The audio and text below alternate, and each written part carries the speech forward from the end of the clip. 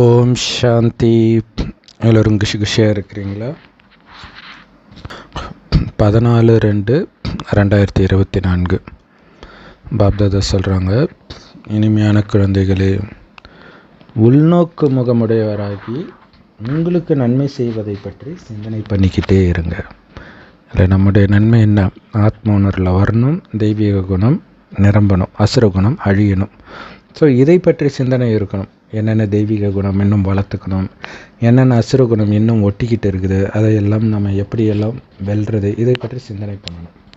நீங்கள் எங்கேயாவது ஃப்ரெண்ட்ஸோடு சுற்ற போகிறீங்க, இல்லை எங்கேயோ போகிறீங்கன்னா கூட அங்கே தனிமையான ஒரு இடத்துல உட்காந்துட்டு பாபா கொடுத்த ஞானத்தை சிந்தனை பண்ணிட்டு இருங்க. ஞானக்கடலை கடையுங்க. நான் நிரந்தரமாக சந்தோஷமாக இருக்கிறேன்னா செக் பண்ணுங்க. இல்லையா? ஏன்னா சந்தோஷமாக இருக்கணும், சொர்க்கத்தில் சந்தோஷமாக இருப்போம். ஆனால் அங்கே சந்தோஷமாக இருக்கக்கூடிய அத்தனையும் அங்கே கிடைத்தாலும் உங்களுடைய மனநிலை இப்போ சந்தோஷமாக இருக்கிறதுடைய ஆதாரத்தில் தான் அது வருது. அதனால் இந்த பாபா ஞானத்தின் சிந்தனை, ஆத்மா பற்றிய சிந்தனை, அதுதான் உள்நோக்கு முகம், நம்மை பற்றிய சிந்திக்கிறது. ஸோ இதன் மூலமாக நாம் இப்போ சந்தோஷமாக இருக்கிறதுடைய ஆதாரத்தில் தான் சொர்க்கத்தில் சந்தோஷமான விஷயங்கள் உங்களுக்கு கிடைக்கிது. கேள்வி: கருணை நிரம்பிய அப்பாவுடைய குழந்தைகளாகிய நீங்கள் எந்த விஷயத்தில் உங்களுக்கு நீங்களே கருணை காட்டிக்கணும்? பதில்: பாபாவுக்கு கருணை இருக்குது. என்ன கருணை இருக்குது? தன்னுடைய குழந்தைகளை முள்ளிலிருந்து மலராக்கணும் அப்படின்னு கருணை இருக்குது. அதற்காக ரொம்ப முயற்சி செய்து குழந்தைகளை அழகாக்குறார். ஸோ பாபாவுக்கு உங்கள் மேலே கருணை வர மாதிரி குழந்தைகளாகிய நீங்கள் உங்கள் மேலேயே கருணைப்படுங்க, இல்லையா? ஸோ பாபாவுக்கு உங்கள் மேலே கருணை இருக்கிறனால தான் அங்கேருந்து ஞானத்தை கொடுத்துக்கிட்டே இருக்கிறார் தினமும். ஆனால் அந்த ஞானத்தை கிரகிச்சு அதன்படி நடக்க வேண்டியது உங்களுடைய கடமை. அதுதான் உங்கள் மேலே நீங்கள் கருணை காட்டுறது. ஏன்னா பதித்த பாவனா எங்களை மலர்களாக்குங்கள்னு தான் பாபாவை கூப்பிட்டீங்க. அப்படி தூய்மையாக்கக்கூடிய பாபா வந்துட்டார் அப்படின்னா நீங்கள் மலர்கள் ஆக மாட்டீங்களா? எப்படி கேட்குறாப்பாங்க. மலராக்கிறதுக்காக இந்த பூந்தோட்டக்காரனை கூப்பிட்டீங்க, வந்துட்டேன், இப்போ மலராக மாட்டீங்களா? இன்னும் முள்ளாவே தான் இருப்பீங்களா? இன்னும் விகார முட்களோடு தான் இருப்பீங்களா? தெய்வீக குணங்கள்ன்ற நறுமணமிக்க மலர்களாக மாட்டீங்களா? ஸோ உங்கள் மேலே உங்களுக்கு கருணை இருந்தால் நீங்கள் ஆத்ம உணர்வில் இருப்பீங்க. பாபா சொல்கிற ஒன்றுத்தையும் நீங்கள் தாரணை பண்ணுவீங்க. ஸோ அதுதான் தன் மீது கருணை காட்டுறது. அதாவது பாபா சொல்வார், இந்த உலகியல் படிப்பு சின்சியராக படிக்கிறாங்க, அது கஷ்டமான படிப்பு, அது படிக்கலைன்னா ஒன்றும் பெரிய நஷ்டம் கிடையாதுன்றார். ஆனால் இந்த படிப்பு படிக்கலைன்னா பல ஜென்மத்துக்கு கல்பமாக நஷ்டம். அப்போ இதில் அலட்சியமாக இருக்கலாமா? அதனால் கருணை காட்டுங்கள். உங்கள் மேலேயே நீங்கள் ஆத்ம உணர்வில் இருங்க, இல்லையா? அதுதான் கருணை. ஆத்ம உணர்வில் இருந்தாலே தெய்வீக குணங்கள் வந்துடும், பாபாவுடைய நினைவும் வந்துடும். ஓம் சாந்தி. நமக்கு சொல்லிக் கொடுக்குறவர் அப்பா, டீச்சர், சத்குருவாக இருக்கக்கூடிய ஒரு சிவத்தந்தை. நீங்கள் இங்கே வரும்போது லக்ஷ்மி நாராயணன் படத்தையும் ஏணிப்படி சித்திரத்தையும் பார்க்குறீங்களா அப்படின்னு பாபா கேட்குறார். அந்த 2 படத்தை பார்க்கும்போது உங்களுடைய லட்சியம், குறிக்கோள் தெளிவாக இருக்குது. எப்படி நீங்கள் தேவதையை ஆனீங்க, எப்படி அந்த ஏணிப்படியில் இறங்கி வந்தீங்க, இதெல்லாம் உங்கள் புத்தியில் பதியுது அந்த ஏணிப்படி சித்திரத்தை பார்க்கும்போது. குழந்தைகளாகிய உங்களுக்கு மட்டும்தான் இந்த ஞானம் கிடைச்சிருக்குது. நீங்கள் மட்டும்தான் பாபாவுக்கு மாணவர்களாக இருக்கிறீங்க. இங்கே லட்சியம் இருக்குது. ஸ்கூல்னால் லட்சியம் இருக்கும்ல, ஏதோ ஒரு காரணத்துக்காக ஒன்று அடையிறதுக்கு தானே படிப்போம். இங்கே லக்ஷ்மி நாராயணன் பதவி அடையிறதுக்கு படிக்கிறீங்க. அந்த லட்சியம் உங்கள் எதிரில் இருக்குது. யாராவது வந்தாங்கன்னா இந்த லக்ஷ்மி நாராயணன் படத்தை கட்டி இது ஆகிறது தான் உங்களுடைய லட்சியம்னு முதல்ல புரிய வைங்க. அதற்கான படிப்பு இது. இந்த படிப்பின் மூலமாக நீங்கள் தேவதை ஆக முடியும். தெய்வீக குணங்கள் உங்களுக்குள்ளே நிரம்பும் பொழுது நீங்கள் தேவதையாக அடுத்த ஜென்மத்தில் பிறப்பீங்க. ஏன்னா இந்த பூமி சொர்க்கமாக போகுது. அதற்கு பிறகு 84 பிறவி எடுத்து இந்த ஏணிப்படியில் நாம் இறங்குவோம். மறுபடியும் பாபா இந்த ஞானத்தை கொடுத்து மீண்டும் உங்களை மேலே ஏற்றி விடுவார், லக்ஷ்மி நாராயணனை ஆக்குவார். இது திரும்ப திரும்ப நடக்குது. இந்த ஞானம் ரொம்ப ஈஸி தான். அப்படி ஈஸியான ஞானத்தில் ஏன் மனிதர்கள் ஃபெயில் ஆகிடுறாங்க போக போக? உலகியல் படிப்போடு கம்பேர் பண்ணும்போது இதெல்லாம் ஒன்றுமே கிடையாது இல்லையா? அதாவது உலகியல் பாடத்தில் எல்கேஜி இருக்குது பார்த்தீங்களா, அதை விட ஈஸியானது இது. அவ்வளோ ஈஸியாக இருந்து ஏன் ஃபெயில் ஆகுறீங்க? தெளிவாக லட்சியம் இருக்குது. நீங்கள் எப்படி 84 பிறவி எடுத்தீங்கன்ற சக்கரமும் உங்கள் முன்னாடி இருக்குது. அது ஏணிப்படியும் அதே அர்த்தம்தான், சிருஷ்டி மரமும் அதே அர்த்தம்தான், சக்கரமும் அதே அர்த்தம்தான். ஸோ அதனால் விசிட்டர் ரூம் இல்லையா, சென்டருக்கு வராங்க அப்படின்னா ஃபஸ்ட்டு 7 நாள் கோர்ஸ் வெளியிலே தான் எடுப்பாங்க இல்லையா, அங்கேயே இந்த படங்கள் இருக்கணும் அப்படின்னு பாபா சொல்கிறார். ஏன்னா சேவை செய்கிறதுக்கு சில பொருட்கள் தேவை. நமக்கு என்ன தேவை? படம் தான் தேவை, வேறு ஒன்றும் தேவையில்லை. இந்த 2 படத்திலே ஒட்டுமொத்த ஞானமும் வருதுன்றார். அதற்கான முயற்சியை இப்போ நாம் பண்ணுறோம். லக்ஷ்மி நாராயணன் ஆகிறதுக்கு, சதோ பிரதானம் ஆகிறதுக்கு எவ்வளோ முயற்சி நாம் பண்ண வேண்டியிருக்கு தெரியுமா? ஸோ என்ன முயற்சி பண்ணணும்? வெளி உலகத்தில் கவனத்தை சிதற விடாமல், வெளி உலகத்தில் மயங்காமல் உங்களுடைய கவனத்தை உள்நோக்கி திருப்புங்கள். இந்த ஞானக்கடலை கடையுங்க இல்லையா? ஆத்மாவாகிய நான் பரந்தாமத்திலேருந்து இங்கே வரும்பொழுது இந்த பூமி சொர்க்கமாக இருக்குது. அங்கே லக்ஷ்மி நாராயணனாக பிறக்கிறேன்.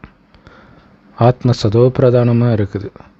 கொஞ்சம் கொஞ்சமாக சக்தி இழக்க சதோ ரஜோ இப்போ தமோ பிரதானமாயிட்டேன். இப்போ மீண்டும் சதோ பிரதானம் ஆகணும்னா வெளி உலகத்து விஷயத்துலேருந்து புத்தியை மீண்டும் உள்நோக்கி செலுத்தி பாபாவை நினைக்கணும். நீங்கள் வெளியில் சுத்த போனால் கூட உங்களுடைய புத்தியில் இது ஓடிக்கிட்டே இருக்கணும், நான் நாராயணன் ஆக போகிறேன் அப்படின்ட்டு. குழந்தைங்க வரிசைக்கிரமமாக தான் முயற்சி பண்ணுறாங்கன்னு பாபாவுக்கும் தெரியும். சிலர் இந்த ஞானத்தை நல்லா புரிஞ்சிக்கிறாங்க அப்படின்னா அவங்க நன்மைக்காக அவங்க கண்டிப்பாக முயற்சி பண்ணணும். புரிஞ்சிட்டா மட்டும் போதுமா? முயற்சி பண்ணாமல் முயற்சி பண்ணணும். ஒவ்வொரு மாணவனும் தெரிஞ்சிக்க முடியும் நாம் நல்லா படிக்கிறோமா இல்லையா. ஆக்சுவலாக ஒவ்வொரு மாணவனும் யார் நல்லா படிக்கிறாங்கன்னு தெரிஞ்சுக்குவாங்க இல்லை. ஒரு சென்டரில் யார் பக்காவாக இருக்கிறாங்கன்றது எல்லாருக்குமே தெரியும். அது நம்ம லௌகீக படிப்பாக இருந்தாலும் சரி, அலௌகீக படிப்பாக இருந்தாலும் சரி. நீங்கள் இந்த ஞானத்தை நல்லா படிக்கலைன்னா உங்களுக்கு நீங்களே நஷ்டத்தை ஏற்படுத்திக்கிறீங்க. உங்களை கொஞ்சமாச்ச தகுதிப்படுத்திக்கோங்க சொர்க்கத்தில் கொஞ்சமாவது முன்னாடி வர்றதுக்கு, கொஞ்சமாவது உயர்ந்து பதவி அடையிறதுக்கு. அலட்சியமாக இருக்காதீங்க. ஏன்னா எல்லைக்கு அப்பாற்பட்ட தந்தை கிட்ட படிக்கிறீங்க மாணவர்களாக. பிரம்மா பாபாவும் படிக்கிறார். அப்போ பிரம்மாவோடு சேர்ந்து நீங்கள் படிக்கிறீங்கன்னா ஃபெயில் ஆகுறீங்கன்னா அது எவ்வளோ அசிங்கம். லக்ஷ்மி நாராயணன் பதவி அதுதான் லட்சியம். அந்த ஏணிப்படி நம்மளுடைய 84 பிறவி சக்கரம் பற்றிய ஞானம். ஸோ அதில் முதல் ஜென்மம் இது, கடைசி ஜென்மம் இது அப்படின்னு ஏணிப்படியில் இருக்குது. முதல் ஜென்மத்தில் எப்படி தெய்வீக குணம் இருந்துச்சு, அடுத்த ஜென்மத்தில் அது எப்படி கொஞ்சம் குறையுது, அடுத்த யுகத்தில் அதுக்கு. ஆனால் ஒவ்வொரு ஜென்மத்திலுமே குறைய தான் செய்யும். அதுக்கடுத்தது துவாபர யுகத்தில் வரும்போது எப்படி பக்தி செய்கிறோம், எப்படி துக்கம் அடைகிறோம், எப்படி விகாரத்துக்கு அடிமையாகிறோம், எல்லாமே அதில் இருக்குது. ஸோ மனிதர்கள் வந்த உடனே இந்த லட்சியத்தையும், அதாவது லக்ஷ்மி நாராயணன் படத்தையும் ஏணிப்படி படத்தையும் புரிய வைங்க. இது மற்றவர்களுக்கு நீங்கள் பண்ண வேண்டிய சேவை. உங்களுக்குமே கூட சுய புருஷார்த்தமாக அந்த 2 படத்துக்கு முன்னாடி வந்து உட்காருங்க டெய்லியும். அப்போ இது உங்களுக்கு ஞாபகம் இருக்கும். 2த்துக்குமே சேவை செய்கிறதுக்கும் ஞாபகம் இருக்கும். உங்களுடைய லட்சியம் நான் இப்படி ஆகணும் இல்லை, அந்த சக்கரம் மைண்டுக்குள்ளே சுற்றிக்கிட்டே இருக்கும். எல்லையற்ற தந்தை நமக்கு புரிய வச்சுட்டு இருக்கிறாருன்றது நம்முடைய புத்தியில் இருக்குது. முழு சக்கரத்துடைய முழு ஞானம் நம்ம புத்தியில் இருக்குது. அதனால் நீங்கள் ரொம்ப ரொம்ப ரொம்ப ரொம்ப சந்தோஷமாக இருக்கணும். இல்லை, முழு சக்கரம் கல்ப சக்கரத்துடைய ஞானம் இருக்குது. சாதாரண விஷயமாக உலகத்தில் யாருக்குமே தெரியாதில்ல ஆரம்பத்தில் என்னவாக இருந்துச்சுன்ட்டு. அந்த ஆரம்பத்துக்கு மீண்டும் நான் போக போகிறேன்றது இன்னும் சந்தோஷம். அதனால் எப்போவுமே நீங்கள் சந்தோஷமாக இருக்கணும். இல்லை, உலகத்திலே நம்பர் 1 பதவியை நான் அடைய போகிறேன்றது சாதாரண விஷயமா? ஆனால் உங்களுக்கு ஏன் அந்த சந்தோஷம் வர மாட்டேங்குதுன்னு நீங்களே கேளுங்க. இல்லை, அதை பற்றி நீங்கள் சிந்தனை பண்ணுறதில்ல, கவனம் கொடுக்கறதில்ல. அதனால தான் சந்தோஷம் வர மாட்டேங்குது. கவனத்தை சிற்றின்பத்தில் பக்கம் போயிடுது. இல்லையா, சின்ன சின்ன சந்தோஷத்தை கொடுக்கக்கூடிய வெளி உலக விஷயத்தில் போய் மாட்டிக்குது. அதுவும் இப்போ இன்டர்நெட் வேறு வந்துச்சு. சும்மா ஃபோனை அப்படியே ஸ்வைப் பண்ணிக்கிட்டே இருந்தால் ஏதோ ஒன்று மைண்டில் வந்துக்கிட்டே இருக்கும். ஆனால் பெரிய லட்சியத்தை விட்டுடுறோம். எச்சரிக்கையாக இருக்கணும். என்னால் ஏன் அந்த நிலையில் இருக்க முடியல? இல்லையா, உலகத்திலே அதிகமாக சந்தோஷத்தை அனுபவிக்கிற யுகம் இந்த சங்கம யுகம். ஏன் அந்த சந்தோஷம் வரல? என் சந்தோஷத்துக்கு தடையாக வர்றது எது அப்படின்னு நீங்கள் உங்களையே கேட்டுட்டு அந்த தடையெல்லாம் நீக்கிக்கிட்டே இருங்க. தேவையில்லாத நட்பாக நீக்குங்க. தேவையில்லாத விஷயம் எல்லாத்தையும் கட் பண்ணிக்கிட்டே இருங்க. இந்த படத்தை உருவாக்கியவர்களுக்கும் இது மாதிரி நாம் ஆக போகிறோம் எதிர்காலத்தில் அப்படின்னா அவங்களுக்கு தெரியும். இது 84 பிறவி சக்கரம் அப்படிங்கிறதும் அவங்களுக்கு தெரியும். இதுக்கு பேர் சகஜ ராஜயோகம், அதாவது ஈஸியாக பண்ணுற யோகம். ஹடயோகிகள் மாதிரி பட்டினி கடந்து இமயமலையில் அந்த குளிரில் அந்த மாதிரி யோகம்லாம் கிடையாது. ஜாலியாக வீட்டில் இருப்பீங்க, எல்லாரையும் பண்ணுறது தான் பண்ணிகிட்டு இருப்பீங்க. ஆனால் புத்தி மட்டும் பாபா கிட்ட இருக்கும். நான் லக்ஷ்மி நாராயணன் ஆகிட்டு இருக்கிறேன்ற அந்த போதை இருக்கும் இல்லையா. மஸ்து கலந்தர்னு பாபா சொன்னார் இல்லையா. போதையுள்ள ராஜா நான் நாராயணன் ஆக போகிறேன்ற அந்த போதை அது இருந்துக்கிட்டே இருக்கணும். அதுக்கு அந்த போதை ஏற்றுறதுக்கு தான் பாபா தினம் தினம் புரிய வைக்கிறேன். நான் லக்ஷ்மி நாராயணன் ஆக போகிறேன்றது போதை. ஆனால் அதை விட பெரிய போதை கடவுள் மடியில் உட்கார்ந்துட்டு இருக்கிற குழந்தை நான் இப்போ இந்த சங்கமயுகத்தில். அதனால தான் தேவதையை விட உயர்ந்தது இந்த சங்கமயுக பிராமண வாழ்க்கைன்றது. அப்போ அந்த எல்லையற்ற தந்தையுடைய குழந்தையாகி அவர் படைக்கிற எல்லையற்ற சொர்க்கத்தின் ஆஸ்தியை நீங்கள் அடையணும் இல்லை? அதுக்கு தானே அவருடைய குழந்தையாகி இருக்கிறீங்க. உங்களுக்கு முழு உலக சக்கரத்துடைய ரகசியத்தையும் புரிய வச்சிருக்கிறாருன்னா அதை நீங்கள் ஞாபகமாக வச்சுக்கணும் தானே. அதுதான் ஸ்வதஷ்ண சக்கரதாரி. கிருஷ்ணர் கையில் எப்பயுமே சக்கரம் சுற்றிக்கிட்டு இருக்குதுல்ல, அது உண்மையில் பிராமணர்களாக நம்முடைய நினைவு புத்தியில் அந்த சக்கரம் சுற்றிக்கிட்டே இருக்கணும். நான் நாராயணனாக இருந்தேன், மீண்டும் ஆக போகிறேன். அதேமாதிரி மற்றவர்கள்கிட்ட பேசும்போது உங்களுடைய குணம் அந்த நடத்தை அவ்வளோ ராயலாக இருக்கணுன்ற, தெய்வீகமாக இருக்கணும். அஞ்ஞானிகள் மாதிரி உங்கள் பேச்சு இருக்கக்கூடாது. உங்களுடைய நடத்தையும் அப்படி தனியாக தெரியணும்.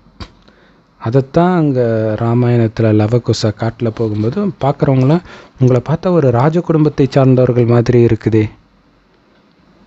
அது இப்போ சங்கமயுகத்தை நம்முடைய நினைவு. அது உங்கள் குணம் அப்படி இருக்கணும். ஏன்னா இப்போ சிவனுடைய குழந்தை, உங்கள் லௌகீக அப்பாவுடைய குழந்தை கிடையாது. அந்த உறவு முடிஞ்சிடுச்சு, அது அந்த ஜென்மமே முடிஞ்சிடுச்சு. இப்போ இவர் நமக்கு எப்படி நடத்தியிருக்காரு அப்படி தான் உங்களுடைய பார்வை, வார்த்தை, உட்கார்றது, எழுந்திரிக்கிறது, சாப்பிட்றது எல்லாமே இருக்கணும். நீங்கள் நடந்து போனாலும் என்ன வேலை செஞ்சாலும் உங்களுடைய புத்தியில் எப்போவுமே இந்த தெய்வீக குணங்களை தாரணை செய்கிற படிப்பை படிக்கிறதுக்காக நான் அப்பா கிட்ட வந்திருக்கிறேன், தேவதை ஆகிறதுக்காக அப்பா கிட்ட வந்திருக்கிறேன், என்னுடைய அப்பா என்னை தேவதை ஆக்கிட்டு இருக்கிறார் அப்படிங்கிறது மைண்டில் இருந்தால்தான் அந்த தெய்வீக குணத்தை நீங்கள் வெளிப்படுத்துவீங்க. இந்த ஞானம் நீங்கள் எங்கே போனாலும் உங்கள் கூடவே இருக்கணுன்ற முரளியை கையிலே எடுத்துகிட்டு போங்க, புத்தியிலையும் எடுத்துகிட்டு போங்க. ஸோ அப்படி முரளி எடுத்துகிட்டு போக முடியாத நிலை, எடுத்து பார்க்க முடியாத நிலையில் கூட நான் அப்பாவுடைய குழந்தை, அப்பா கிட்ட படிச்சுட்டு இருக்கிறேன் தேவதை ஆகிறதுக்காக, இவ்வளோதான லட்சியம், இது சதா ஞாபகம் இருக்கட்டும். இவ்வளோதான் படிப்பு சாரமாக சொல்லணுன்னா அதுக்காக அப்பாவை நினைவு பண்ணிக்கிட்டே இருக்கிறேன். ரொம்ப ஈஸியான படிப்பு. லௌகீக படிப்பில் கூட இப்போ பாருங்களேன், இதை அடிக்கடி பாபா சொல்லியிருக்காரு. ஆனால் அதோடைய ஆழம் பாருங்கள். மாணவர்கள் நல்லா படிக்கலைன்னா, லௌகீக ஸ்கூலில் நல்லா படிக்கலைன்னா அந்த ஆசிரியருக்கு என்னடா நம்ம கிளாஸில் இத்தனை மந்தமான மாணவர்கள் இருக்கிறாங்க, நம்ம பேரே கெட்டு போயிடுமே, எவ்வளோ நல்லா சொல்லி கொடுத்தாலும் அவங்க படிக்க மாட்டுறாங்களே அப்படின்னு தோணுமா, பேர் கெட்டு போயிடும். இதே நல்லா ஒரு கிளாஸில் நல்லா மார்க் எடுத்தால் அந்த கிளாஸ் டீச்சருக்கு வந்து ப்ரைஸ் கொடுப்பாங்க. அரசாங்க பள்ளியாக இருந்தால் அரசாங்கமே கூட கொடுக்கும். ஸோ இப்போ மாணவர்கள் மந்தமாக இருந்தால் பரிசும் கிடைக்காம போயிடுமே அப்படின்னு அந்த டீச்சருக்கு கவலை இருக்குமா. கவர்மெண்ட்டும் அவங்களுக்கு எதுவும் கொடுக்காது இல்லையா. நல்ல ரிசல்ட்டு காட்டினா சம்பள உயர்வு வேறு வரும். அந்த குறிப்பிட்ட சப்ஜெக்டில், எந்த சப்ஜெக்டில் எல்லா குழந்தைங்களும் அதிக மார்க் எடுத்துருக்குறாங்களோ அந்த டீச்சரை விடவே மாட்டாங்க. அந்த ஸ்கூலில் நல்ல சம்பளம் கொடுத்து வச்சுருப்பாங்க. பாபா சொல்கிறாரு, இதுவும் ஸ்கூல் தானே, இருக்கிறதுலே மிக உயர்ந்த ஸ்கூல் இது. உங்களுக்கு நடத்துறது வந்து மிக உயர்ந்த ஞானம். இதோடைய பலன் மிக மிக மிக மிக உயர்ந்தது. இதை விட உயர்ந்த பலன் கிடையவே கிடையாது. உலகத்தின் நம்பர் 1 பதவி லக்ஷ்மி நாராயணன் ஆகுறீங்க. அப்படிப்பட்ட ஞானத்தை உயர்ந்ததிலும் உயர்ந்த கடவுளே ஆசிரியராகி சொல்லி கொடுக்கிறார். அவர் சொல்லி கொடுக்குற மாதிரி நீங்கள் நம்பர் 1 நாராயணன் ஆனாலும் பாபாவுக்கு யாரும் பரிசு கொடுக்க போகிறது கிடையாது. எப்படி அந்த டீச்சருக்கும் இந்த டீச்சருக்கும் வித்தியாசத்தை சொல்கிறாரு பாருங்க. நாங்கள் சின்ன வயசில் படித்த ஸ்கூலில் வந்து என்னோடய ஃப்ரெண்டோட அப்பா சொல்லுவார், இந்த ஸ்கூலில் வந்து சம்பளமே கொடுக்க மாட்டுறாங்க, அப்போ எப்படி டீச்சருக்கு வந்து ஒழுங்காக நடத்தணும்னு தோணும் அப்படின்னு சொல்லுவாங்க. அப்போ பாபாவுக்கு என்ன ஃபீஸ் கொடுப்பீங்கன்னு பாபா கேட்பார் தெரியுமா அடிக்கடி. அதை ஏன் கேட்குறாரு? உங்களால் கொடுக்கவே முடியாது. ஏன்னா அந்த மாதிரி ஞானம், இந்த ஞானத்துக்கு நம்ம வந்து ஃபீஸ் கொடுக்கணுன்னா 5000 வருடமாக அனுபவித்த அத்தனையும் அவருக்கு கொடுக்கணும். அதுவும் பத்தாது, அந்த மாதிரி ஞானம் இது. ஸோ பாபாவுக்கு யாருமே பரிசு கொடுக்க போகிறது கிடையாது. ஆனாலும் உங்களுக்கு முயற்சி செய்ய வைக்கிறதுல அவர் எந்த குறையும் வைக்கிறது கிடையாது. முயற்சி பண்ண வச்சுக்கிட்டே இருக்கிறார் இல்லையா. தன்னுடைய இறுதி மூச்சு வரையும் குழந்தைங்களை எப்படியாவது முன்னேற்றணும் முயற்சி பண்ணிக்கிட்டே இருக்கிறார். இதை நினச்சி பார்த்தா எப்படி இருக்குது யோசிச்சு பாருங்கள். எவ்வளோ சந்தோஷம் இருக்கணும். ஆக்சுவலாக அந்த டீச்சருங்க கூட அவங்க வந்து லௌகீக டீச்சர் சம்பளம் வாங்குவாங்க, சம்பளத்துக்கு தான் வேலை செய்கிறாங்க. இருந்தாலும் சொல்லுவாங்க, ஏய் நாளைக்கு நீ பெரிய ஆளா எங்கன்னா எனக்கடா சம்பாரிச்சு போட போகிற அப்படின்வாங்க. ஆனால் இங்கே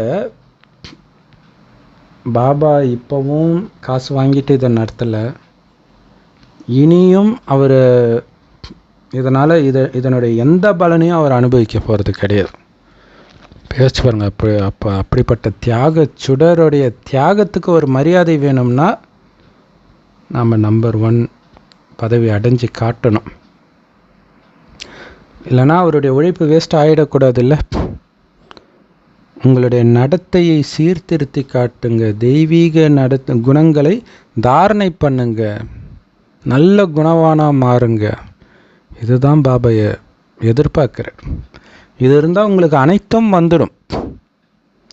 நாம் கடைசியில் போடா கடவுளே இல்லைன்னு தான் சொல்ல போகிறோம். இது தெரிஞ்சும் அவர் பண்ணுறார். உங்களுக்கு நன்மை செய்யறதுக்காகவே வந்திருக்கிறார்.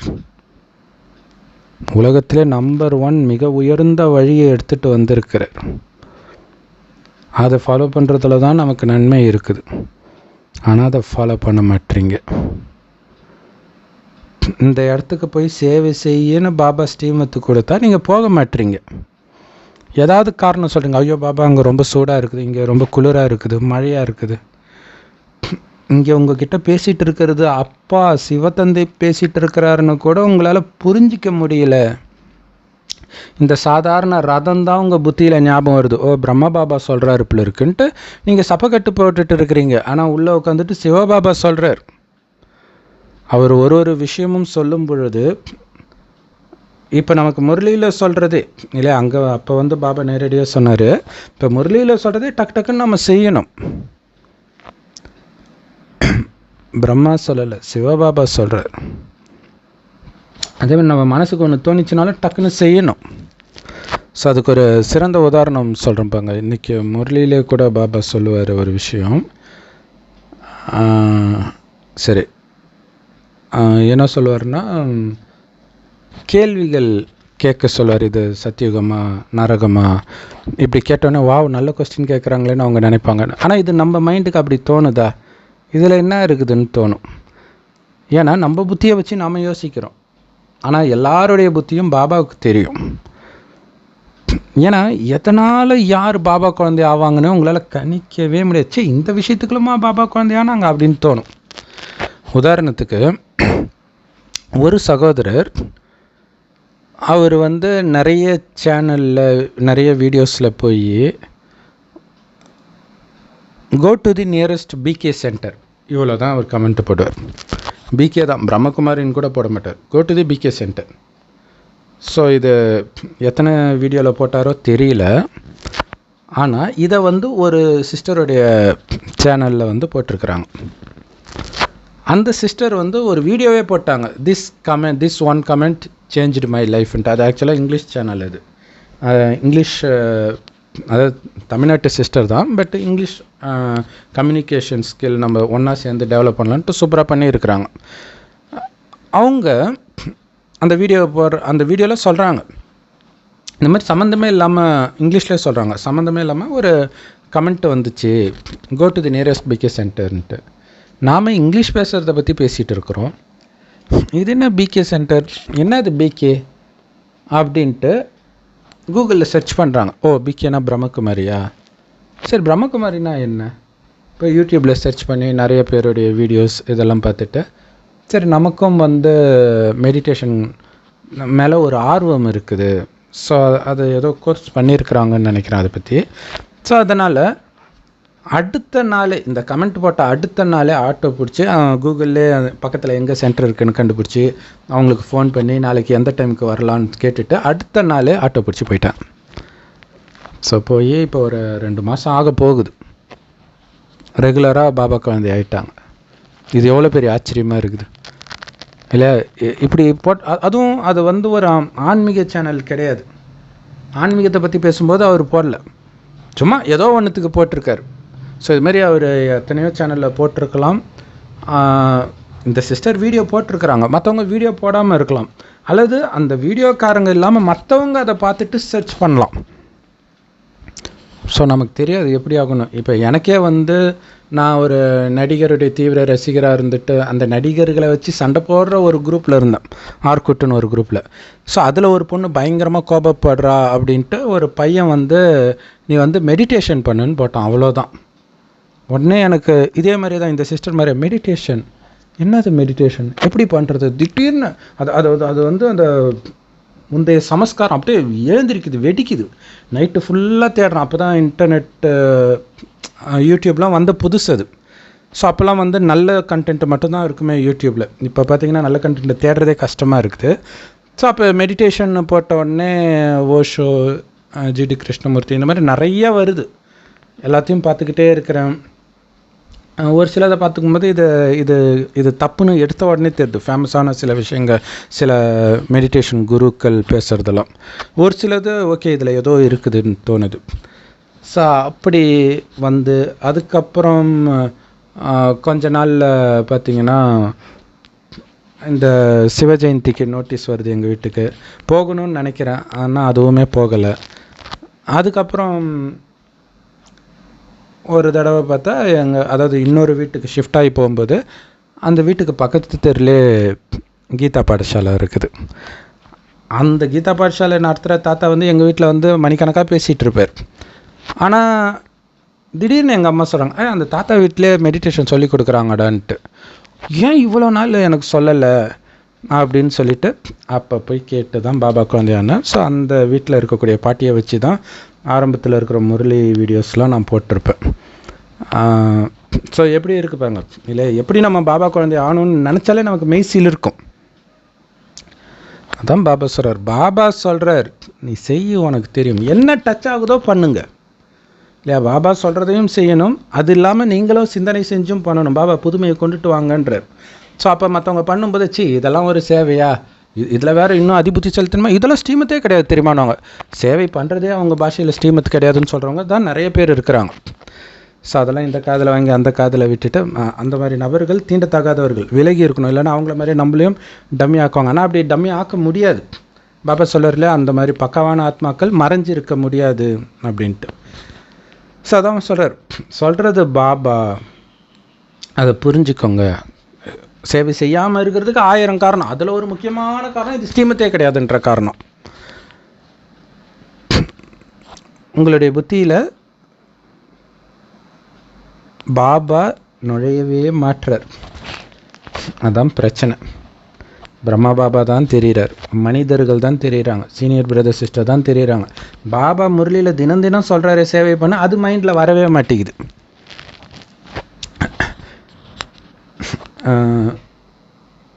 ஒரு சிஸ்டர் சொல்கிறாங்க, அதாவது பாபா குழந்தைங்களுக்கே பேசிகிட்டு இருக்கிறது தான் சேவை, அப்படி அவங்க புரிஞ்சுக்கிறாங்க. சிஸ்டர் அஞ்ஞானிகளுக்கெல்லாம் யார் கொடுக்க, அதெல்லாம் எல்லாருக்கும் கொடுத்தாச்சு பிரதர்ன்றாங்க. அவங்க சேவை செய்யாமல் இருக்கிறதுக்கு அவங்களே சமாதானப்படுத்திக்கிறாங்க. ஸோ எல்லாருமே பெரிய ராஜாவை கண்டா பயப்படுவாங்க. பாபா சொல்கிறாரு, ஏன் பெரிய ராஜாவை கண்டா பயப்படுறாங்க? ஏன்னா அவருக்கு பவர் அதிகமாக இருக்கும். கடவுளை விட அதிக பவர் யாருக்காவது இருக்குதா? ஆனால் நீங்கள் பயப்படுறீங்களா இல்லையா? பாபா அன்பாக இருக்கிறதுனால அவரை வந்து நம்ம குறைச்சி மதிப்பிடுறோன்னு தான் அர்த்தம். அதனால தான் அவர் சொல்கிறத செய்ய மாட்டோம்.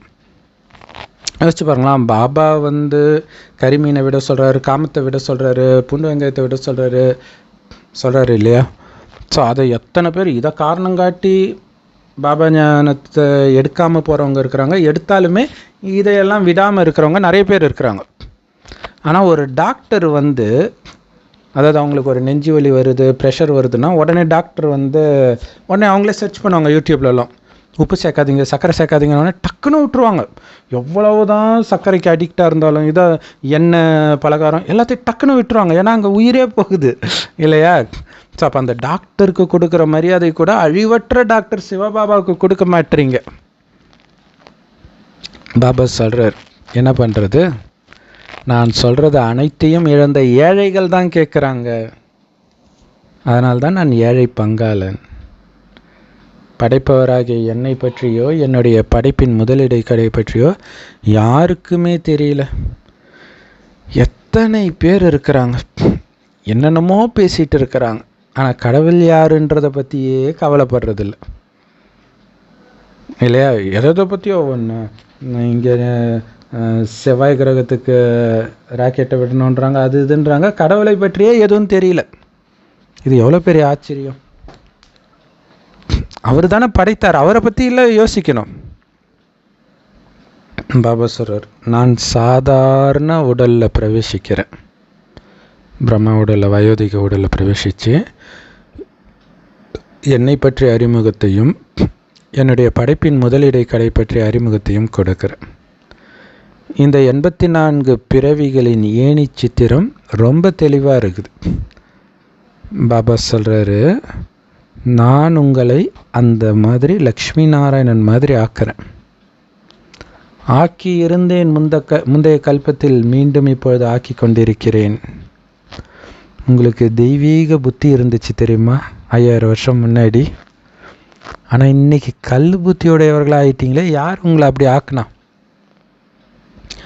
ராவணன் ஆக்கினான். அரை கல்பமாக அவன் ராஜ்யத்தில் கீழே விழுந்துக்கிட்டே வந்துட்டீங்க, இறங்கிட்டே வந்துட்டீங்க. இப்போ கண்டிப்பாக நீங்கள் தமோ பிரதானத்திலேருந்து மீண்டும் சதோ பிரதானம் ஆகணும். பாபா தான் சத்தியமானவர், அவர் நமக்கு சத்தியத்தை தான் போதிப்பார்னு நமக்கு தெரியுது தானே. பிரம்மா பாபாவும் படிக்கிறார், அவரு கூட தான் நீங்களும் படிக்கிறீங்க. பிரம்மா பாபா சொல்கிறார், நானும் உங்களை மாதிரி மாணவன் தான், இந்த படிப்பை நானும் கவனம் கொடுத்து படிக்கிறேன், இருந்தாலும் நான் இன்னும் கர்மாதித்த நிலையை அடையலை. அப்போ 1969க்கு முன்னாடி வந்த சாக்கார முரளியில் சொல்கிறார்.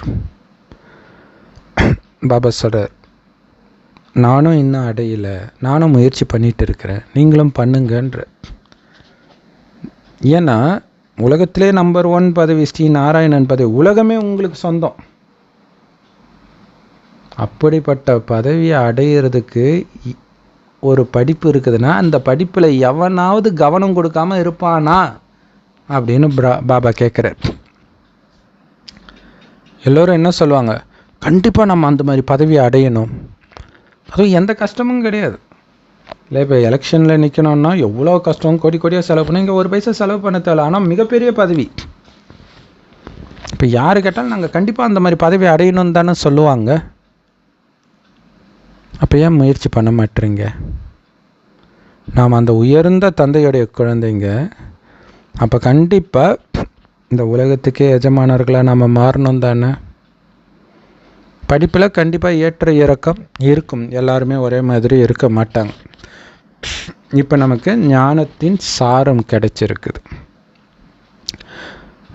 அதோடைய விஸ்தாரம் தான் தினம் தினம் முரளியில் சொல்லிட்டு இருப்பார். அது இன்னும் கூட நம்ம சிந்தனை செய்யலாம் விஸ்தாரமாக. ஆனால் அது ஞானத்தை விட்டு வெளியில் போகாமல் பார்த்துக்கணும். ஆரம்பத்தில் பழைய ஞானம்தான் இருந்தது இல்லை, ஃபஸ்ட்டு அந்த 7 நாள் கோர்ஸ் அந்த மாதிரி ஏதோ ஒன்று சிம்பிளாக சொல்லியிருப்பார் பாபா. அதுக்கப்புறம் தான் கொஞ்சம் கொஞ்சமாக முரளியில் சொல்ல சொல்ல நீங்கள் புரிஞ்சுக்கிட்டு வந்தீங்க.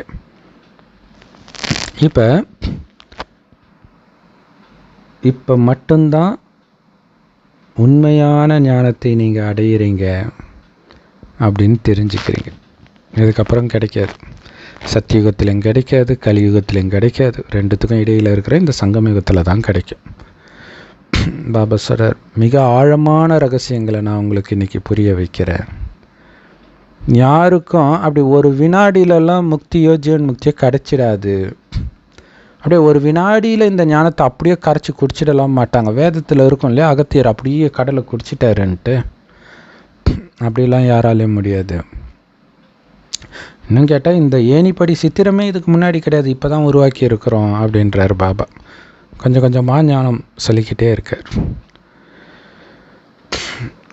ஸோ நாம் இப்படி தான் 84 பிறவி சக்கரத்தில் சுற்றி வந்தோம் அப்படின்னு புரிஞ்சிக்கிறீங்க. அதனால் ஸ்வதர்ஷ்ண சக்கரதாரியாக ஆகிட்டீங்க.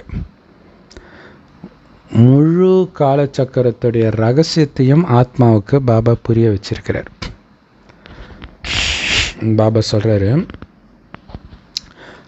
அளவற்ற சந்தோஷத்தை கொடுக்கிறது உங்களுடைய ஆதி சனாதன தேவி தேவதா தர்மம் தான். அதை விட சந்தோஷம் எங்கேயுமே கிடையாது. ஸ்ரீயம் பகவானே வந்து அந்த சொர்க்கத்தின் எஜமானர்களாக நம்மளை மாத்துறார் ஞானத்தை கொடுத்து. 5000 வருஷம் முன்னாடி நம்ம பார்க்காத சுகமா. ஆனால் மற்றவர்களுடைய சந்தோஷம் இருக்குது பாருங்களா, அது இப்போ தான் ஆரம்பிக்கவே செய்யுது இல்லையா. அப்படியே பணக்காரங்களா, பெரிய அரசியல்வாதி, சினிமா பிரபலங்கள், கோடீஸ்வரர்கள், அவங்களுக்கு இப்போ தான் ஆரம்பிச்சே இருக்குது. ஏன்னா இப்போ தான் வந்தே இருக்கிறாங்க பூமிக்கு. ஆரம்பித்த மாத்திரத்தில் மரணமும் எதிர நிற்கிது. இது எவ்வளோ பெரிய கொடுமை. குழந்தை பிறந்துருச்சுன்னு சாக்லேட் கொடுத்துட்டு வர்றதுக்குள்ளே குழந்தை சேர்த்துருச்சுன்னு நியூஸ் வர மாதிரி இது. இதுக்கு முன்னாடி ஏரோப்ளேனு, கரண்ட்டு இதெல்லாம் இல்லாமல் இருந்துச்சு. ஸோ அதனால் அவங்களுக்கு இப்போவே சொர்க்கம் மாதிரி இருக்குது. பெரிய பெரிய மாளிகையெல்லாம் கட்டுறாங்க. இங்கேயே நிறைய சந்தோஷம் இருக்கிறதா புரிஞ்சிக்கிறாங்க. ஏன்னா டக்குன்னு லண்டனுக்கு போயிட முடியுதில்ல ஏரோப்ளேனில். பேசுகிறது ஒரு செகண்டில் பேச முடியுது. இப்போ ஆனால் அப்போ அது கொஞ்சம் லேட்டாச்சு. ட்ரங்க் காலுன்னு ஒன்று போட்டு வெயிட் பண்ணுவாங்க. அது எந்த ஃபோனுமே அந்த மாதிரி ஆகும்னு நினைக்கிறேன் வெளியூர் காலுக்கு. அதனால் என்ன ஆச்சு, அவங்களுக்கு இந்த மாதிரி டெக்னாலஜி வர்றதை பார்த்து இப்போவே இந்த பூமி சொர்க்கம் ஆயிடுச்சின்னு புரிஞ்சுக்கிறாங்க. அப்போ அவங்களுக்கு யாராவது சொல்லணும் தங்க யுகத்தை பற்றி சொல்லி அதுதாங்க சொர்க்கம்னு சொன்னாதான் இந்த இரும்பு யுகம் சொர்க்கம் இல்லைன்னு அவங்க புரிஞ்சுக்குவாங்க.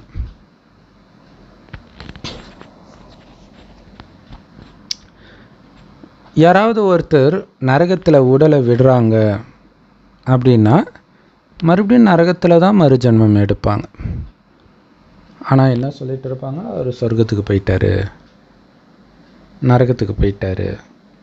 இல்லை, நரகம்னு வேறு எங்கேயோ இருக்குது, சொர்க்கம் வேறு எங்கேயோ இருக்குதுன்னு புரிஞ்சுக்கிட்டாங்க. இதே பூமி சொர்க்கமாக இருந்தது, இப்போ நரகமாக இருக்குது. இதுக்கு முன்னாடி நமக்கும் தெரியாமல் தான் இருந்தது, இப்போ தான் புரிஞ்சுக்கிறோம். ராவண ராஜ்யம் தொடங்கும்போது நம்ம விழ ஆரம்பிக்கிறோம். எல்லா விகாரங்களும் நமக்குள்ளே வர ஆரம்பிச்சிது. இப்போ தான் இந்த சங்கம யுகத்தில் நமக்கு எல்லா ஞானமும் கிடைச்சிருக்குது. அப்படின்னா உங்களுடைய நடத்தை ரொம்ப ராயலாக இருக்கணும் இல்லையா? இல்லையா, ராஜா ஆகிறதுக்கான ஞானம் கிடைச்சிருச்சுன்னா ராஜா மாதிரி நடந்துக்கணும்ல. உங்களுடைய குணம் உண்மையிலே தங்க யுகத்தை விட விலை மதிப்பு வாய்ந்த வாழ்க்கை இப்போ உங்களுடைய பிராமண வாழ்க்கைன்றார். தேவதையை விட உயர்ந்த வாழ்க்கை. அப்போ தேவதையை விட நீங்கள் ராயலாக நடந்துக்கணும். யோசிச்சு பாருங்கள். பெரிய பணக்காரர்களாக தேவதைகள் இருப்பாங்க, அவங்க யார்கிட்டையும் கையேந்தலைன்னா அது ஆச்சரியம் இல்லை. எதுவுமே உங்ககிட்ட இருக்காது, ஆனாலும் நீங்கள் கையேந்தாமல் ராயலாக இருக்கிறீங்க பார்த்தீங்களா, இதுதான் ஆச்சரியம்.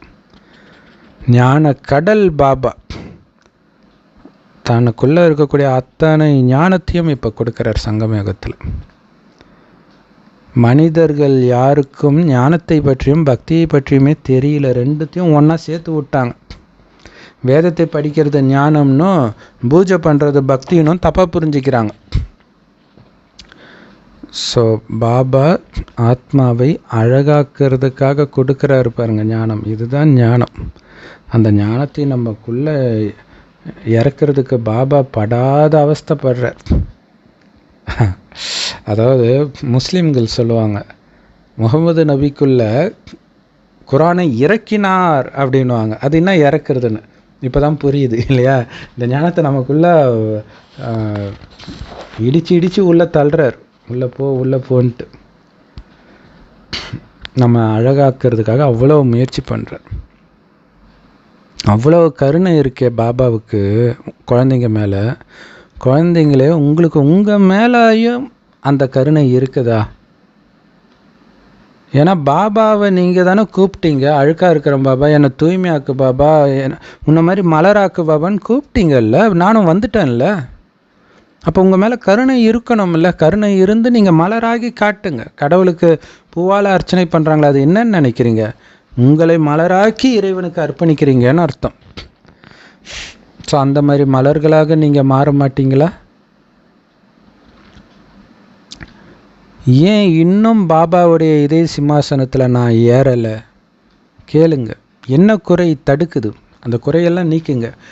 அப்பா இதே சிம்மாசனத்தில் உட்கார்றதுக்கு தடையாக இருக்கிற அத்தனையும் இழக்க நான் தயாராக இருக்கிறேன்.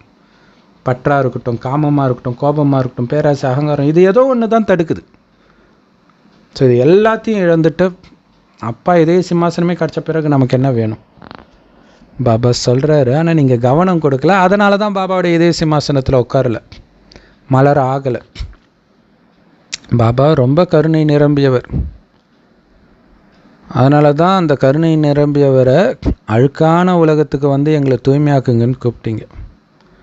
ஸோ பாபா உங்கள் மேலே கருணைப்படுற மாதிரி குழந்தைகளாகிய நீங்களும் உங்கள் மேலேயே கருணைப்படுங்க. இல்லாட்டினா உங்களை நீங்கள் மாற்றிக்க மாட்டீங்க. ஸோ அது உண்மையில் சத்குருவை நிந்தனை பண்ணுறது. இப்போ சத்குருவை நிந்தனை பண்ணால் உயர்ந்த பதவி கிடைக்குமா? கடவுளே சத்குருவாக எனக்கு வருவாருன்னு கனவுலையாவது நீங்கள் நினச்சிருப்பீங்களா? அப்படிப்பட்ட சத்குரு கிடைச்சி அவரை நிந்தனை பண்ணுற மாதிரி காரியம் செய்யலாமா? எப்படி கேட்குறாரு பாருங்க. ஃபேமஸாக சொல்லுவாங்க, நான் வந்து ஸ்ரீ ரவிசங்கருடைய சிஷ்யன், ஜக்கி வாசுதேவோடைய சிஷ்யன், அவர் சத்குருன்னு வேறு சொல்லுவாங்க. மனிதர்களை குருவாக வச்சுருக்கிறவங்களுக்கு அவ்வளோ பெருமை. கடவுளே வந்து எனக்கு குருன்னு சொன்னால் மற்றவங்க நம்ப கூட மாட்டாங்க. ஆனால் நமக்கு தெரியும் அப்படிப்பட்டவர் கிடைச்சி இருக்கிறாருன்னா அதை நம்ம நினச்சி பார்க்கணும். எனக்காகவே கடவுள் வந்திருக்கிறார், எனக்காகவே இந்த ஞானத்தை கொடுக்குறாரு. நினச்சி கண்ணில் கண்ணீர் வரணும், அன்பு கண்ணீர். அப்போ அவருக்காக நான் எதை வேண்டுமானாலும் செய்வேன். ஏன்னா உலகத்தையே எனக்கு கொடுக்குறார். மனிதர்கள் இல்லையா, இப்போ ஒரு எஜமானன் நல்லா பார்த்துக்கிறான் வேலைக்காரனை அப்படின்னா, நல்ல வேலைக்காரன் அவ்வளோ விசுவாசமாக இருப்பான் இல்லையா. இப்போ பாபா சொல்கிறார் நான் உங்களுக்கு வேலைக்காரன்னு.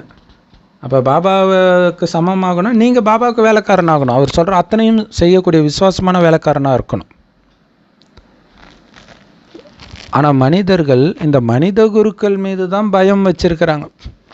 உண்மையான சத்குருவை பற்றியே கண்டுக்கிறது இல்லை இல்லையா. அந்த குரு வந்து நம்மளை சபிச்சிடக்கூடாது, இல்லைன்னா நஷ்டமாயிடும், குழந்தை பிறக்காமல் போயிடும், அப்படிலாம் பயப்படுறாங்க. குழந்தை பிறந்துச்சுன்னா அது வந்து குருவோடைய ஆசீர்வாதம்னு நினச்சிக்கிறாங்க.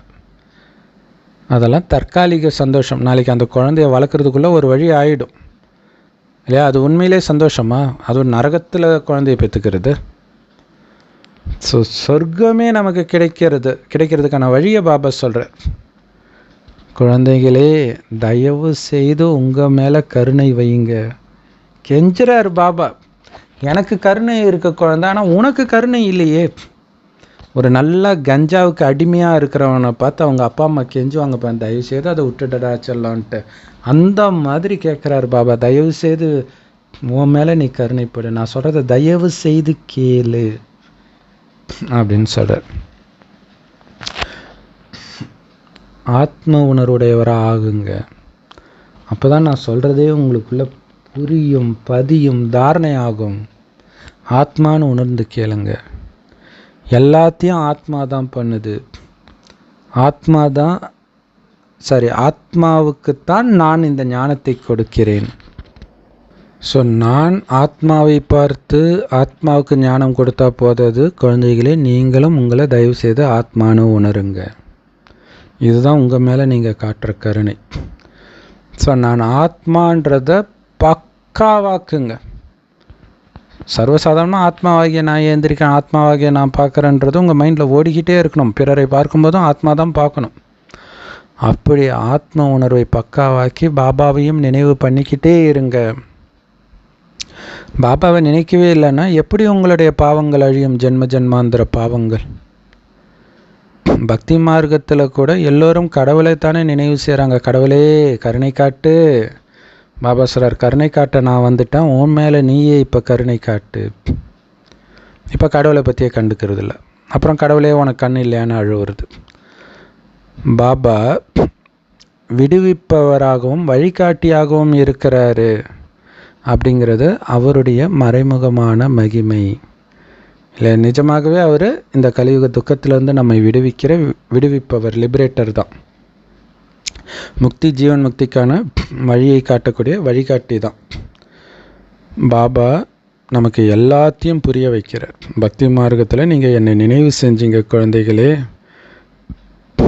நான் எப்போ வரவேண்டிய நேரம் இருக்குதோ இந்த நாடகத்தின்படி அப்போ தான் நான் வருவேனே தவிர நான் நினச்ச நேரமெல்லாம் வர முடியாது. ஏன்னா நான் எப்போ வரணும் அப்படிங்கிறதும் நாடகத்தில் பதிவாகி இருக்குது. மற்ற நேரங்களில் எனக்கு இங்கே வரணுன்ற எண்ணம் கூட வர்றது கிடையாதுன்றார். இப்போ நாடகத்துடைய பவரை பார்த்தீங்களா? இப்போ நமக்கு பாபாவுடைய ஞானம் எப்போ கிடைச்சிது? அது வரைக்கும் நம்ம என்ன பண்ணிகிட்டு இருந்தோம்? அது வரைக்கும் அதை பற்றி சிந்தனையே இல்லாமல் இருக்கிறோம்ல. திடீர்னு தானே அதை பற்றி சிந்தனை வருது. அதே மாதிரி தான் பாபாவுக்கும் திடீர்னு சிந்தனை வருது. கீழே போகணும், குழந்தைங்க கஷ்டப்படுறாங்கன்னு திடீர்னு சிந்தனை வருது. அது வரைக்கும் அவர் காட்சியெல்லாம் காட்டிகிட்டு இருந்தாரே தவிர ஞானத்தை கொடுக்கணும்னு அவருக்கு தோணவே இல்லையா. அதான் நாடகத்தில் அவருடைய பார்ட் பதிவாக இருக்குதுன்றார். ஏன் இந்த ஞானத்தை முதலையே கொடுக்கல பாபான்னு கேட்டால் அப்படின்னு கேட்க முடியாது. நாடகத்தில் இன்றைக்கி நான் என்ன பேசணுன்னு இருக்குதோ அதை தான் பேசுவேன்றார்.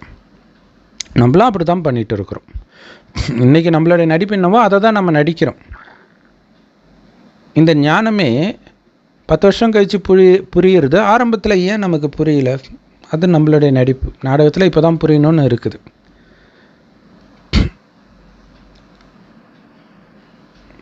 இங்கே அந்த இறை தந்தையே உங்களுக்கு ஞானத்தை சொல்லி கொடுத்துட்ருக்கிறார். பிரம்மா பாபாவும் அவர்கிட்ட தான் படிச்சுட்டு இருக்கிறார். சிவபாபா ஒருபொழுதும் தவறு செய்வது கிடையாது, யாருக்கும் துக்கம் கொடுக்கறதும் கிடையாது. ஸோ பாபா ஆசிரியராகி நமக்கு நடத்தி நம்மையும் ஆசிரியராகிறார். ஆனால் நம்ம வரிசைக்கிரமமான ஆசிரியர்களாக இருக்கிறோம். ஏன்னா இதே ஞானத்தை மற்றவர்களுக்கு கொடுக்குறோம் இல்லையா? அந்த உண்மையான தந்தை தான் நமக்கு உண்மையை போதிக்கிறார். அந்த சத்திய தந்தையுடைய குழந்தைகளாகிய நீங்களும் சத்தியமானவர்களாகிறீங்க. அதனால தான் சத்தியுகத்துக்குள்ளே நமக்கு என்ட்ரி. சத்தியமானவருடைய குழந்தையாகி அவர்கிட்ட நேரடியாக சத்திய ஞானத்தை படித்தால்தான். பொய்யான மனிதர்கள் உருவாக்கக்கூடிய மதங்களின் மூலமாகலாம் சொர்க்கத்துக்கு, உண்மையான சொர்க்கத்துக்கு யாரும் போக முடியாது. ஸோ எப்போ பொய்யானவரின் குழந்தையாக மாறுறீங்களோ அப்போ அரை கல்பத்துக்கு பொய்யானவராக மாறிடுறீங்க. நரகத்தில் ராவணனுடையவராக ஆயிடுறீங்க. சத்தியமான அப்பாவையே மறந்துடுறீங்க. அதனால் முதல்ல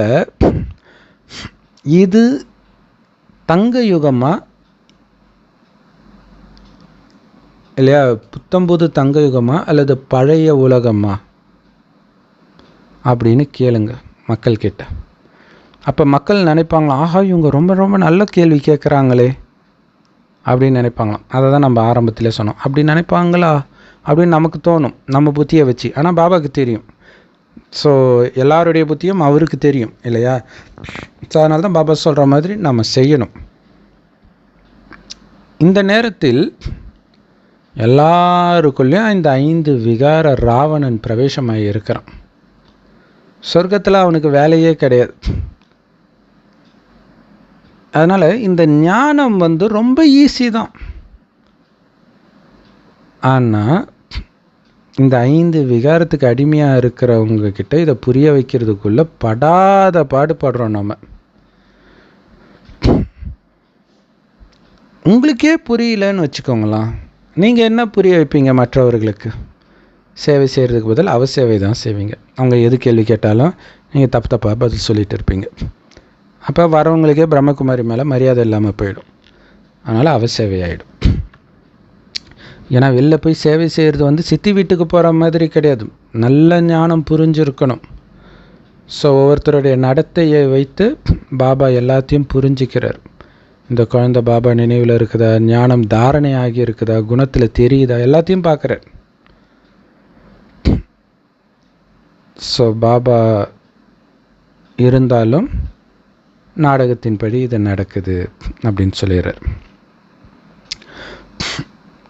யாராவது வந்தாங்க அப்படின்னா பிரம்மகுமாரிகள் அவங்களுக்கு புரிய வைக்கணும்.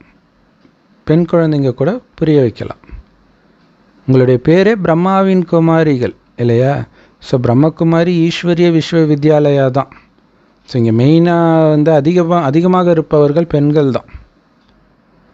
ஸோ அப்போ அந்த பிரம்மகுமாரிகளுடைய பெயர் பிரபலமாகும், புகழடையும். இப்போ எல்லாரும் 5 விகாரத்தில் சிக்கிக்கிட்டு இருக்கிறாங்க. அதனால் அவங்களுக்கு இந்த ஞானத்தை புரிய வைக்கிறது அவ்வளோ கஷ்டமாக இருக்குது. எதையும் புரிஞ்சிக்கிறது கிடையாது.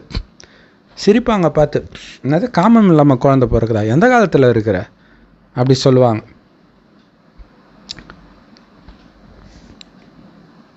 ஆனால் ஒரு சிலர் இந்த ஞானம் ரொம்ப நல்லா இருக்குதுன்னுவாங்க. ஆனால் உண்மையிலே அவங்களுக்கு எதுவுமே புரியாது. தடை மேலே தடை வந்துக்கிட்டே இருக்கும் இந்த ஞானத்தில், இந்த ஞான மார்க்கத்தில். அது வந்தே தீரும். ஸோ அப்போ அந்த தடையை வெல்வதற்கான யுக்திகளையும் நீங்கள் உருவாக்கணும். ஸோ போலீஸ் பாதுகாப்பு போடுங்க. இல்லை எக்ஸிபிஷன்லாம் வைக்கிறீங்கன்னா திடீர்னு யாராவது என்ன வேணாலும் பண்ணலாம். அதனால் போலீஸ் பாதுகாப்பு போடுங்கன்றார். அதே மாதிரி இந்த படங்களெல்லாம் இன்சூரன்ஸ் பண்ணுங்கன்றார். ஸோ இது 1969க்கு முன்னாடி வந்த முரளி. அப்போ அவ்வளோ எதிர்ப்பு இருந்துச்சு. இப்போ அந்த மாதிரி பாதுகாப்புலாம் போடுறது கிடையாது. ஏன்னா இப்போ அந்த மாதிரிலாம் பிரச்சனை இல்லை. இது யக்யம், யாகம் தான் ஹிந்தியில் யக்யம்னு சொல்கிறோம். இப்போ யக்யம்னாலே கண்டிப்பாக தடைகள் வரும் இந்த யக்யத்துக்கு. ஏன்னா இந்த யஜ்யத்தில் ஒட்டுமொத்த உலகமும் ஸ்வாக ஆக போகுது, அழிய போகுது. இல்லாட்டினா ஏன் அதுக்கு பேர் யஜ்யம்னு வைக்கிறோம்? இந்த யாகத்தில் உலகமே ஸ்வாக ஆக போகுது, அதாவது உலக அழிவு நடக்க போகுது. இதுதான் ருத்ர ஞான யஜ்யம். ஞானம்னா படிப்பு. இது பாடசாலை, ஸ்கூல். இது அதே நேரத்தில் இது யஜ்யமாகவும் இருக்குது இல்லையா? புது உலகத்துக்கான படிப்பு. அப்போ பழைய உலகம் அழிந்தால் தானே புது உலகம் வரும். ஸோ பாடசாலையில் படித்து நீங்கள் தேவதைகளாகிறீங்க. ஸோ தேவதை ஆகிறதுக்கு தகுதி பெற்றவுடன் அனைத்தும் இந்த யஜ்யத்தில் அழிக்கப்படும். யார் இந்த ஞானத்தை தினம் தினம் பயிற்சி பண்ணுறாங்களோ அவங்களால மட்டும்தான் இதை புரிய வைக்க முடியும் மற்றவர்களுக்கு. பயிற்சியே பண்ணலன்னா என்ன புரிய வைப்பீங்க? திணற தான் செய்வீங்க. எப்பயுமே நீங்கள் 5 வருஷம் இருங்க, 10 வருஷம் இருங்க, புரிய வைக்க முடியாது. இல்லை எனக்கு புரிய வைக்க வராதுன்னுவாங்க. காரணம் என்ன? அவங்களுக்குள்ளே பயிற்சி பண்ணணும். மற்றவர்கள் சொல்கிறத பார்க்கணும், அதாவது அவங்களே இதை எப்படி வித்தியாசமாக சொல்லலாம், இப்படியெல்லாம் நீங்கள் உங்கள் மனசுக்குள்ளே பயிற்சி பண்ணிக்கிட்டே இருக்கணும். இந்த உலகத்தின் சில மனிதர்கள் இப்போவே சொர்க்கம் நினச்சிக்கிறாங்க. அவங்களுக்கு தற்காலிகமாக இது சொர்க்கம் மாதிரி இருக்குது. ஆனால் அவங்களுக்கு அரை கல்பத்துக்கு சொர்க்கம் இருக்குது. அவங்களுக்கு 10-20 வருஷம் சொர்க்கம், நமக்கு 2500 வருடம் ஒரிஜினல் சொர்க்கம். இது ஏற்கனவே நிச்சயிக்கப்பட்டிருக்குது. அதை நினச்சி பார்த்தாலே உங்களுக்கு மெய் சிலிர்க்கணுன்றார் இல்லை? அதை நினச்சி பார்க்கணும். அப்போ இங்கே இருக்கக்கூடிய பணக்காரர்களை பார்த்தா உங்களுக்கு பரிதாபம்தான் வரும். அந்த காசை வச்சு அவங்க எதுவுமே பண்ண முடியாது இல்லையா? நோய் அதை கூடவே அழிச்சிட்டும் போக முடியாது. அடுத்த ஜென்மத்தில் போய் ஏழையாக பிறப்பாங்க. ஆனால் நம்ம மீண்டும் மீண்டும் சொர்க்கமாகவே தான் இருக்க போகுது. சொர்க்கத்திலே தான் பிறக்க போகிறீங்க. உடம்பு ஃபுல்லாக ஆரோக்கியமாக இருக்க போகுது. இப்போ பாருங்களேன், உப்பு சாப்பிடக்கூடாது, சர்க்கரை சாப்பிடக்கூடாது, இதை சாப்பிடக்கூடாது, அதை சாப்பிடக்கூடாது. காசெல்லாம் நிறைய கோடி கணக்கில் இருக்கும். ஆனால் எதுவுமே அவங்களால பண்ண முடியாது. ஸோ அப்போ யார் உண்மையிலே பாக்கியசாலி? ஸோ அதனால தான் இதை நினச்சி பார்க்கும்போது உங்களுக்கு மெய் சிலிர்க்கணும் சந்தோஷத்தில்ன்றார். ராவண ராஜ்யம் இப்போ முடிவுக்கு வரப்போகுது. நெருப்பு வைக்க போகிறாங்க இந்த ராவண ராஜ்யத்தில். இப்போ கோடீஸ்வர நாயகி என்ன பண்ணுறது? ராமராஜ்யம் ஸ்தாபனை ஆகிட்டு இருக்குது. இதில் எந்த விதமான சண்டையும் கிடையாது. நம்ம சண்டை போட்டு ராமராஜ்யத்தை அடையலை. ராவணனை யார் கூடயும் சண்டை போடல. ராவணனோடவே சண்டை. அது சூக்ஷ்ம சண்டை, நமக்குள்ளே இருக்கக்கூடிய விகாரத்தை அழிக்கிறது. மனிதர்கள் இந்த ஏணிப்படி சித்திரத்தை பார்த்த உடனே ஆச்சரியப்படுவாங்க. ஆஹா, பாபா உங்களுக்கு என்னெல்லாம் புரிய வச்சிருக்கிறாருன்னு ஆச்சரியப்படுவாங்க. பிரம்மா பாபா கூட சிவபாபா கிட்ட தான் இதை கற்றுக்கிட்டு மற்றவர்களுக்கு புரிய வைக்கிறாரு. பெண் குழந்தைங்களும் இதை புரிய வைக்கலாம். யார் நிறைய பேருக்கு இந்த ஞானத்தை கொடுத்த நன்மை செய்கிறாங்களோ அவங்க கண்டிப்பாக அதற்கேற்ற பலனை அடைவார்கள், உயர்ந்த பதவியை அடைவார்கள். யார் இந்த ஞானத்தை சரியாகவே படிக்கலையோ அவங்க படித்தவங்க முன்னாடி தலை குனிஞ்சு நிற்பாங்க. பாபா தினம் தினம் சொல்கிறார், குழந்தைகளே உங்களுக்கு நீங்களே நன்மை செஞ்சுக்கோங்க. சேவை செய்கிறதுனாலையும் உங்களுக்கு தான் நன்மை, ஆத்மான்னு நினைக்கிறதுனாலையும் உங்களுக்கு தான் நன்மை, பாபாவை நினைக்கிறதுனாலையும் உங்களுக்கு தான் நன்மை. ஸோ இந்த படங்களை உங்கள் முன்னாடி வச்சிங்க அப்படின்னா உங்களுக்கு அந்த போதை இருந்துக்கிட்டே இருக்கும் இல்லையா? உங்கள் முன்னாடி வீட்டில் எல்லா இடத்துலையும் இந்த படத்தை ஒட்டி வைங்க, அதை பார்த்துக்கிட்டே இருங்க. அதனால தான் பாபா எல்லா ரூம்லையும் இந்த படத்தை வச்சிருக்கிறார். நம்மளுடைய லட்சியம் ரொம்ப ஈஸி. ஸோ அந்த லட்சியத்தை அடையிறதுக்கு ரொம்ப நல்ல குணம் இருக்கணும். அதுதான் மெயின் இல்லையா? அந்த குணத்தை மாத்திரம் தான் இங்கே நடக்குது. உங்களுடைய மனம் சுத்தமாக இருந்தால் உங்களுடைய ஆசைகள் எல்லாம் நிறைவேற்றப்படும். அதாவது ஆசை என்றால் என்ன? ஆசை இருந்தாலே குப்பையாகிடும் இல்லையா?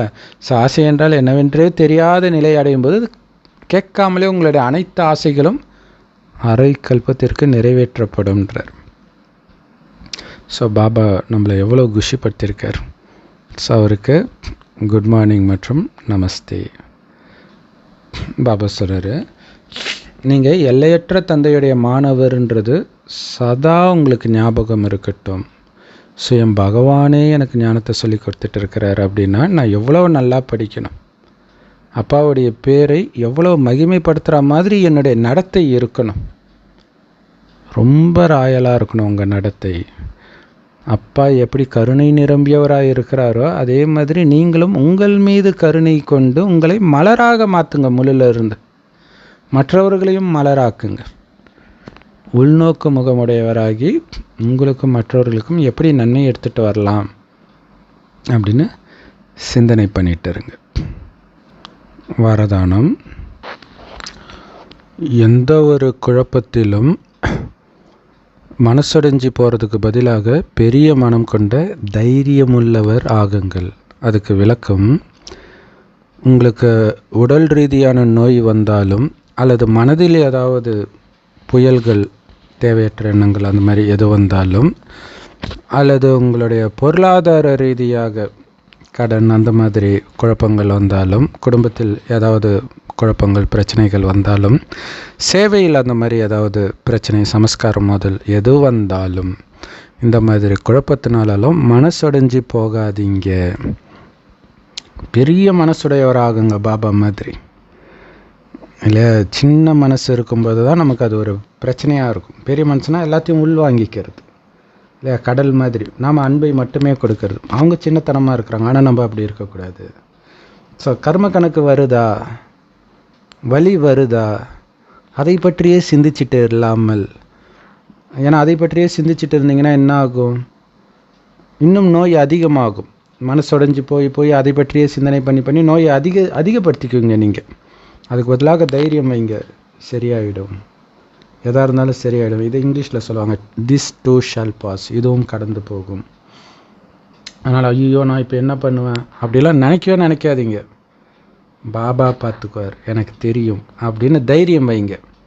தானாகவே பாபாவுடைய உதவி உங்களுக்கு கிடைக்கும். ஏன்னா பாபாவுடைய உதவி கிடைக்கிறதுக்கான மந்திரமே தைரியம். முதல்ல பாபான்னு கூப்பிட்றது ஒன்று, இன்னொன்று தைரியம்.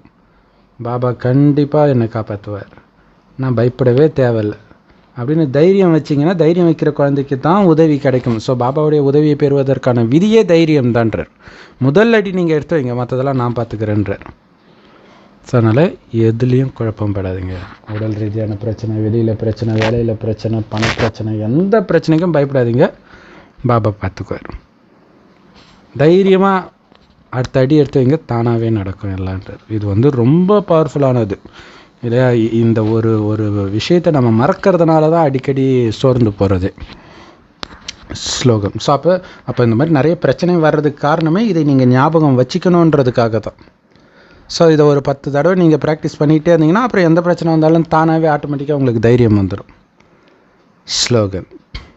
அதாவது அஞ்ஞானத்திலே காலேஜ் படிக்கும்போது ஒரு ஃப்ரெண்டு சொல்லுவான், என்ன உயிராக போயிட போகுது அப்படின்னும். சர்வசாதாரணம் முடிஞ்சு போச்சு. என்ன எதுனா நான் உயிராக எடுத்துகிட்டு போகிறாங்க அப்படின்னும்.